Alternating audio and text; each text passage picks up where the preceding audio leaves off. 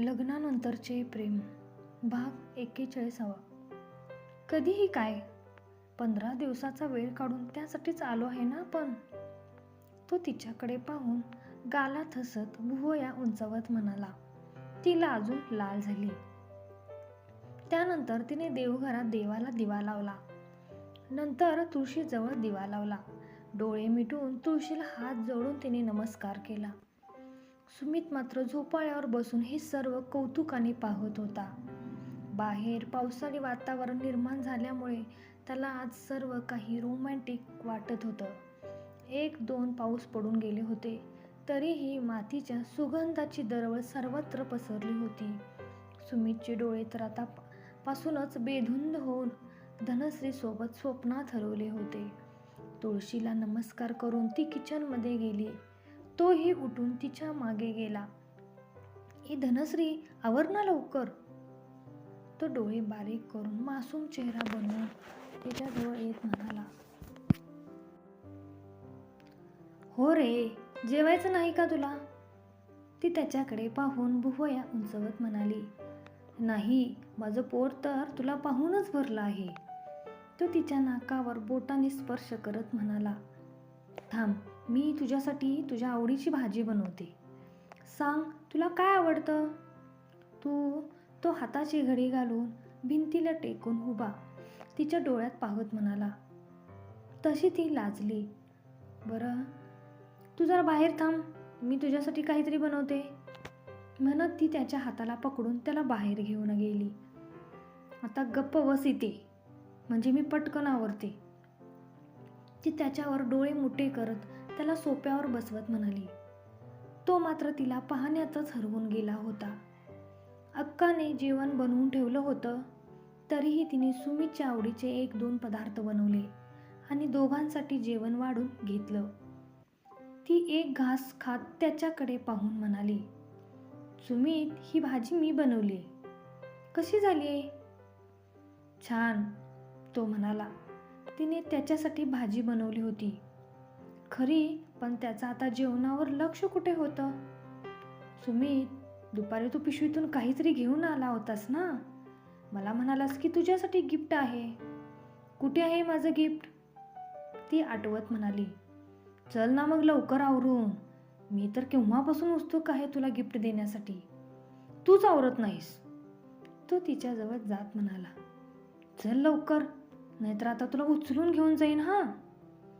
"हो रे, हे जेवणाचे भांडे तरी धुवून ठेवू दे ना," ती किचन आवरत म्हणाली. बाकी काही का असेना, तिला एवढ्या दिवसातून इथे किचनमध्ये काम करायला खूप आवडत होतं. "हे सुमित, मी उद्यापासून माझ्या हाताने जेवण करून तुला खायला घालणार." "हो बाई, तू नुसतं जेवणच खायला घाल. नवऱ्याला जेवण सोडून अजून पण काहीतरी हवं असतं, ते कधी कळणार तुला?" तो तिच्या कमरेभोवती हाताचा विळका घालत म्हणाला. तशी तिने लाजून नजर झुकवली. तसं तो तिला दोन्ही हातावर उचलत म्हणाला. "आता उरलेली काम उद्या कर." तो तिला तसंच उचलून घेऊन खोलीत आला. तिची मात्र आता धडधड वाढली होती. तिला समोर उभं करून तो तिच्या हातावर एक बॉक्स ठेवत म्हणाला. "हे घे तुझं गिफ्ट." तिने लगेच तो बॉक्स उघडून पाहिला. छान गुलाबी रंगाची साडी होती त्यात. "आवडली का?" तो तिच्या चेहऱ्यावरचा आनंद टिपत म्हणाला. "हो, खूपच छान आहे." "मग नेस ना आता." "हो, पण तू बाहेर जा ना." तो पण लगेच बाहेर गेला. तोवर त्याने सर्व लाईट बंद करून दार खिडक्या व्यवस्थित बंद केल्या. तरीही ती अजून साडीच नेसत होती. "अगं धनश्री, झालं का तुझं?" तो दरवाजावर नॉक करत म्हणाला. "नाही अजून, थांब ना जरा," ती आतून म्हणाली. त्यानंतर तिने वैशालीने दिलेलं पैंजण आणि बांगड्या पण घातल्या. "धनश्री, झालं का ग? किती वेळ लावतेस?" तो अधीरतेने बोलत होता. "हो रे, झालंच," म्हणत तिने दरवाजा उघडला तसा तो तिला पाहतच राहिला. आज खूप दिवसातून तिने साडी नेसली होती. पत्रा आडून दिसणाऱ्या तिच्या गोऱ्या पान सपाट पोटावर त्याची नजर पडली. तसा त्याचा श्वास अडकला. "धनू, तू साडीवर खूप छान दिसतेस." तो श्वास रोखून पाहत जड आवाजात म्हणाला. त्याच्या नजरेने ती मात्र लाजून लाल झाली. चल आता, म्हणत तो तिच्या हाताला पकडून बाजूच्या रूममध्ये घेऊन जायला निघाला. तशा तिच्या हातातल्या बांगड्यांची किणकिण आणि पायातली पैंजणाची रुणझुण त्याच्या कानी पडली. तसा पुन्हा तो स्तब्ध होऊन तिच्याकडे पाहतच राहिला. या बांगड्या पैंजण कुठून, म्हणजे कोणी दिलं? तो तिच्याकडे पाहून म्हणाला. ते आईने येताना दिलं होतं, ती अडखळत म्हणाली. धनू, तू आज नवीन नवरीसारखी भासतेस. तो तिच्या हातातल्या बांगड्यावरून हात फिरवत म्हणाला. ती लाजून लाल गुलाबी झाली. त्याने पुढे होऊन बाजूच्या खोलीचा दरवाजा उघडला. तसा फुलांचा गंध दरवळला. कॅन्डल्सच्या मंद प्रकाशात संपूर्ण खोली उजळून निघाली होती. बेड आणि पूर्ण खोली फुलांनी सजवली होती. हे सर्व पाहून ती भारावून गेली. ही रूम तर तिने आधी आली होती तेव्हा पण पाहिली नव्हती. ती विचार करत आजूबाजूला नजर फिरवत एक एक पाऊल पुढे टाकत आत आली. सुमित, हे सर्व कधी केलंस तू? आणि हे सर्व कुठून आणि कधी आणलंस? ती सगळीकडे नजर चकित होऊन म्हणाली. अगं दुपारी तुला ही साडी आणली ना, तेव्हाच ही फुलं कॅन्डल्स वगैरे आणलं. तू आणि कोमल गजरा बनवत होता तेव्हा मी हेच करत होतो. आवडलं ना तुला? हो, खूप छान सरप्राईज. ती लाजत खिडकीजवळ जाऊन उभी राहत म्हणाली. थोडा वेळ दोघे पण शांत होते. तिच्या मनात अनामिका हुरहुर दाटून आली होती. भीती तर वाटत होती, पण त्याहीपेक्षा जास्त त्याची ओढ आता तिच्या मनाला लागली होती. तिची एका जागी उभी राहून हाताची चुळबुळ सुरू होती आणि त्यामुळे तिच्या हातातल्या बांगड्या शांततेचा भंग करत होत्या. आणि त्या तिच्या बांगड्यांच्या आवाजाने त्याचा जीव मात्र इकडे खाली वर होत होता. तो हळूच तिच्याजवळ येत, धनू, तुझ्या या बांगड्यांची किणकिण जीवाला वेड लावते. तिच्या हातातल्या बांगड्यांवरून अलवार हात फिरवत तो तिचे दोन्ही हात हातात घेत म्हणाला. तशी ती लाजून पाठमोरी वळली. त्याने अलगद पाठीमागून तिच्या कमरेल्या हाताने विळका घातला. तशी ती शहारली. धनू, तो तिचा चेहरा आपल्याकडे वळवत म्हणाला. त्याची नजर तिच्या सुंदर चेहऱ्यावर स्थिरावली. तसे तिने डोळे गच्च मिटून घेतले. त्याने अलगद तिच्या मिटलेल्या पापण्यांवर ओठ टेकवले. तशी तिच्या सर्वांगातून सुखद लहर पसरली. धनू, बघ ना एकदा माझ्याकडे. तो तिच्या गालावरून बोट फिरवत म्हणाला. तसे तिच्या सर्वांगा रोमांच उभे राहिले. भीती वाटते का? तो तिच्या कानाजवळ ओठ नेत म्हणाला. तसा तिचा श्वासच थांबला. तसं त्याने तिला अलगद उचलून नेऊन बेडवर बसवलं. ती खाली मान घालून बसली होती. तो तिच्या हनुवटीला धरून तिचा चेहरा नजरेसमोर घेऊन तिचं सौंदर्य डोळ्यात साठवत होता. तसे तिने डोळे गच्च मिटून घेतले. आज खूप सुंदर दिसतेस तू. तो तिचा चेहरा न्याहाळत जड आवाजात म्हणाला. तिच्या मिटलेल्या पापण्यांची होणारी थरथर पाहून त्याचे हृदयाचे ठोके वाढले. धनू, एकदा बघ ना माझ्याकडे. तो तिच्या ओठवरून बोट फिरवत म्हणाला. तसा तिने आपला चेहरा त्याच्या छातीवर लपवला. तो हळुवार तिच्या डोक्यावर थोपटत म्हणाला. काय गंमत आहे ना धनू, बघ ना, आपल्या लग्नाला 2 महिने होऊन गेल्यानंतर आपण हनीमूनला आलोय. तेही कुठे? आपल्याच गावी. हे जर माझ्या मित्रांना समजलं ना तर ते माझी जाम खेचतील. पण त्यांना सांगून पटणार आहे का? बायकोला पटवण्यातच माझे 2 महिने गेलेत. तो तिचा हात हातात घेऊन तिच्याकडे पाहून भुवया उंचावत म्हणाला. तशी ती खुदकन हसली. मूव्हीमध्ये बरं असतं ना, त्यांचं लग्न, हनीमून, सर्व काही एका गाण्यातच होतं ना. कधी कधी तर मुलं पण होतात. तो डोळे मिचकावत म्हणाला. तसं तिला अजूनच हसू आलं. तिचं अवघडलेपण कमी करण्यासाठी तो तिला असं मजेशीर बोलून हसवण्याचा प्रयत्न करत होता. सुमित, अरे आपण एखाद्याच्या प्रेमात पडणं ही फिलिंगच किती गोड आहे ना. आणि काही फिलिंगच नसतील तर असं नातं पुढे नेण्यात काय अर्थ आहे. ती थोडी सिरियस होत म्हणाली. मग आता तरी फील झालं ना. तो तिच्या डोळ्यात रोखून पाहत म्हणाला. तशी तिने लाजून नजर झुकवली. लाजली म्हणजे फील झाले म्हणायचं. बरं, तू प्रेमात पडली आहेस हे तुला कधी फील झालं. तो तिच्याकडे पाहून गालात हसत म्हणाला. गप्प बस, तुम्हा मुलांना ना मुलींचं मनच कळत नाही. ती खोटं खोटं रागवत म्हणाली. असं का? तुझं मन समजून घेतलं नसतं तर तुझ्या फिलिंगची वाट पाहत बसलो नसतो. बरं आता सांग ना ग, कधी पडलीस माझ्या प्रेमात. त्याने तिच्या मांडीवर डोकं ठेवत झोपून तिला बोल ना म्हणत तिचा हात हातात घेतला. आता ती पण बऱ्यापैकी कम्फर्टेबल झाली होती. त्याच्या बडबडीने तिचं अवघडलेपण थोडे कमी झालं. कधी असं सांगू शकत नाही, पण तुझ्या सोबत राहून हळूहळू तुझा स्वभाव आवडत गेला. म्हणजे प्रत्येक गोष्टीत तुझं मला समजून घेणं, माझी काळजी घेणं हे जास्त आवडतं. ती त्याच्या केसातून अलवार हात फिरवत बोलत होती. आणखी काय आवडतं बोल ना, तो मध्येच म्हणाला. आणि कधी आजीकडून आणि आईच्या तोंडून तुझं कौतुक खूप वेळा ऐकलं होतं. त्यानंतर आजी जेव्हा आजारी पडल्या तेव्हा तू किती हळवा झाला होतास. तेव्हाच मला कळून चुकलं, मी तुझ्याशी खूप चुकीचं वागतोय. खरं तर तेव्हापासून मी तुझं मन समजून घ्यायला लागले.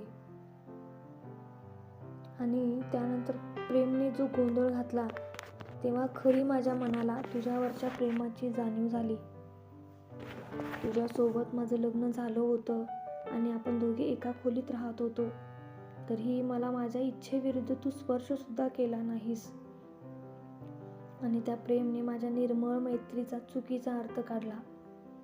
पण तू मात्र इतर मुलांपेक्षा खरंच किती वेगळा आहेस याची जाणीव माझ्या मनाला त्यावेळी झाली. मी तुझ्या प्रेमात पडले होते, पण मला तसं तुला बोलून दाखवायला पण जमत नव्हतं. त्या दिवशी चुकून का होईना ड्रिंक घेतल्यामुळे मी तुझ्याशी मनातलं बोलू तरी शकले. ती बोलत होती आणि तो तिच्या मांडीवर डोकं ठेवून शांत पडून ऐकत होता. बरं आता तू सांग, तू कधी माझ्या प्रेमात पडलास. ती त्याच्याकडे पाहून भुवया उंचावत म्हणाली.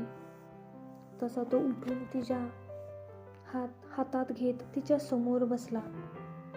तुला कोणी सांगितलं की मी तुझ्यावर प्रेम करतोय म्हणून. तो तिची मजा घेत म्हणाला. सुमित, मार खाशील हां, सांग लवकर. ती त्याच्याकडे पाहून डोळे मोठे करत म्हणाली. आली वाटतं माझी मांजर. मला वाटलं माझी मनीमाऊ कुठेतरी हरवली. तसा तिने त्याला एक फटका मारला. बघ आल्याबरोबर पंजे पण मारायला लागली. नको ना नाटकी करू, सांग ना आता. माझं कसं ऐकलंस तसंच मला पण ऐकायचं आहे ना. अगं सांगण्यासारखं काय असेल तर सांगणार ना. तशी ती तोंड फुगून दुसरीकडे फिरवत म्हणाली. म्हणजे तुझं माझ्यावर प्रेमच नाही ना. धनश्री ऐक ना. तो तिला पाठीमागून मिठीत घेऊन तिच्या खांद्यावर हनुवटी टेकवून म्हणाला. बोल ना. ती हुंकार भरत म्हणाली. आपण पहिल्यांदा हनीमूनला गेलो ना तेव्हापासूनच तू मला आवडायला लागलीस.